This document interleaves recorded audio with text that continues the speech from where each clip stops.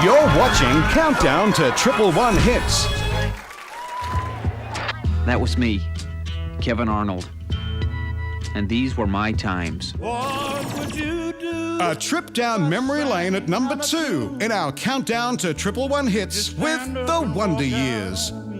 Showing us the turbulent 60s through the eyes of young Kevin Arnold. This was the show that got by with a little help from its friends and got many young men's hearts racing thanks to the angelic Winnie Cooper. With 22 awards and 54 more nominations, The Wonder Years was most certainly a critical triumph.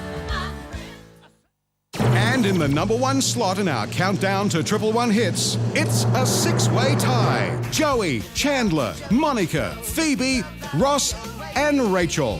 From 1994 to 2004, New York's most memorable friends made their mark on us all and became the topic of many water cooler conversations. Which big star is going to walk on this week? Will Rachel and Ross ever get together? Can Smelly Cat ever reach number 1? Smelly cat, smelly cat. The iconic series grand finale saw over 50 million viewers in the US bidding farewell to their friends. And now it's back to my special friend, Molly. I'm not sure that Smelly Cat would ever be number 1, have no doubt. But Friends have come in as number 1, and that'll be the first show after the finish of this launch, after Jermaine's performed his number. That'll be the first show on Triple One Hits. But it gives me great pleasure. He's a legend in his own lifetime. He's still so young. He is one of the most respected and most adored people in Australia. He's one of the faces of FOXTEL. Need I say anything more? Ian, welcome to the show.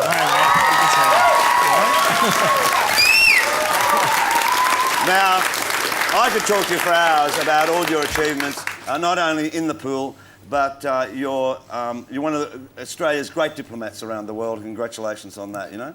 But while you were around the world, it must have been in LA, or correct me if I'm wrong, you made a cameo in Friends.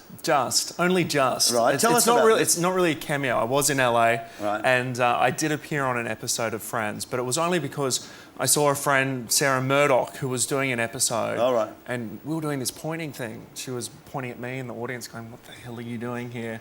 And me also going, "What are you doing down there?" And she's like, come down.